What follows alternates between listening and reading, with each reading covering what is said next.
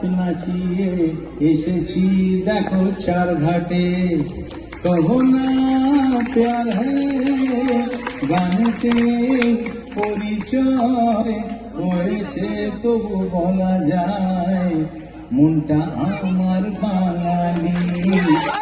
বনগাঁ তৃণমূল কংগ্রেস প্রার্থী বিশ্বজিৎ দাসের সমর্থনে স্বরূপনগর বিধানসভার চারঘাট অঞ্চলে এদিন এক জনসভা হয়ে গেল।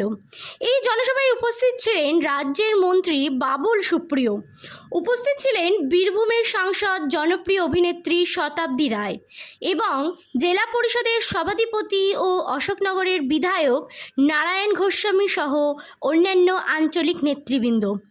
এছাড়াও ছিলেন বাংলা সিরিয়ালের জনপ্রিয় অভিনেত্রী স্বস্তিকা দত্ত। বাবুল সুপ্রিয় গান গেয়ে মানুষের মন জয় করেন। তার বক্তব্য, বিজেপিতে থাকাকালীন তার গানটাই নষ্ট হয়ে যাচ্ছিল।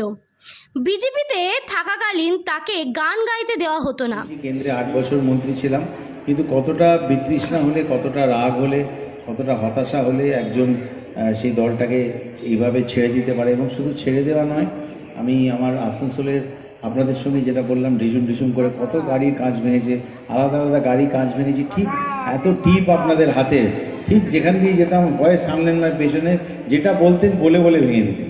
তো তার বিরুদ্ধে লড়ে যেটা সিটটা, সেটাও আমি ছুঁড়ে ফেলে দিয়ে চলে এসেছিলাম, কারণ আমার মনে হয়েছিল যে এদের মধ্যে কোনো মানবিকতা নেই।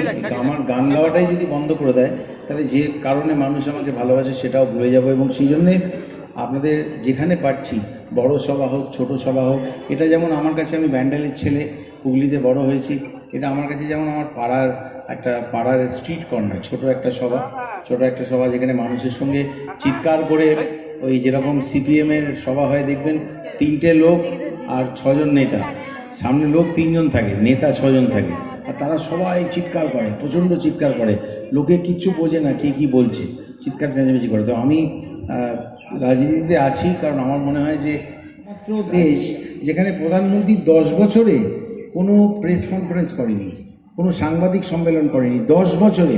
এ ধরুন আমার সামনে এই কাকা ঘুরছেন, উনি আমি নামলে আমাকে কী প্রশ্ন করবেন আমি নিজেও জানি না, কিন্তু যাই প্রশ্ন করুন না কেন তার জবাব দেওয়ার সাহস আমার মনে থাকতে হবে। কিন্তু প্রধানমন্ত্রীকে আজ পর্যন্ত, আমেরিকার প্রেসিডেন্টও দেখবেন যে তারা সাংবাদিকদের সম্মুখীন হয় এবং সাংবাদিকরা যে প্রশ্ন করে সে প্রশ্নের জবাব দেয়। নারায়ণ গোস্বামী তার বক্তব্যে ইছামতি দিয়ে জাহাজ চলাচল করবে বলে বিজেপির যে প্রতিশ্রুতি দিচ্ছে সেটা নিয়ে বলেন, ইছামতি দিয়ে জাহাজ চালাতে গেলে তো 6খানা ব্রিজ ভাঙতে হবে। আমাদের প্রধানমন্ত্রী প্রতিশ্রুতি দিয়েছে, 2টো ছেলে, একটা ছেলে চাকরি পেয়েছে, দেখাতে পারবেন। কথা কিন্তু বলেছিল পাড়ার পটলা বা ফোনটে নয়, দেশের প্রধানমন্ত্রী নরেন্দ্র মোদীজিকে দেখে আমার মনে হয় 10 বছরে প্রধানমন্ত্রী কাহারে কয় না, যিনি কথা দিয়ে কথা রাখেন না তাহাকে প্রধানমন্ত্রী কয়। বিজেপি মহিলা মোর্চার নেত্রী রানু চক্রবর্তী, তিনি কুচবিহারে বলছেন, বিজেপি যদি সরকারে ফেরে, মোদীজি যদি সরকারে ফেরে, 3 মাসের মধ্যে বাংলার মা বোনেদের লক্ষ্মীর ভান্ডার আমি বন্ধ করে দেব। শতাব্দী রায় তার বক্তব্যে উন্নয়নের পক্ষে এবং নারী ক্ষমতায়নের যে চেষ্টা মমতা বন্দ্যোপাধ্যায় করেছেন তার সপক্ষে ভোট দেওয়ার আহ্বান জানায়। এবার যদি ধরেন 1, 2, 3, 4 করে এতগুলো প্রকল্প আমাদের নেত্রী দিয়েছে, আমাদের সরকার দিয়েছে, তৃণমূলের সরকার দিয়েছে, উল্টো দিকে যদি নারায়ণ গোস্বামী দাদা বললেন সেগুলো ভুলে গিয়েও যদি ভাবি, 2টো কথা আমার এই মুহূর্তে মনে হচ্ছে, 100 দিনের কাজের টাকা আর দ্বিতীয়ত আবাসের টাকা, দুটোই মোদী সরকারের দেওয়ার কথা। আমি বীরভূমে যখন যাচ্ছি মানুষের সঙ্গে কথা বলছি, অনেকেই বলছে যে বাড়ি পাইনি।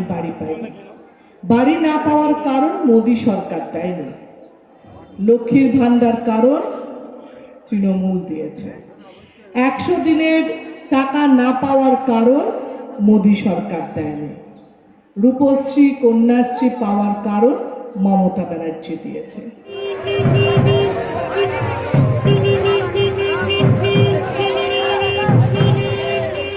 স্বরূপনগর বিধানসভার চারঘাট অঞ্চল থেকে ক্যামেরায় জগন্নাথ সাহার সাথে আমি আফরা আহমেদ, খবর এখন বাংলা।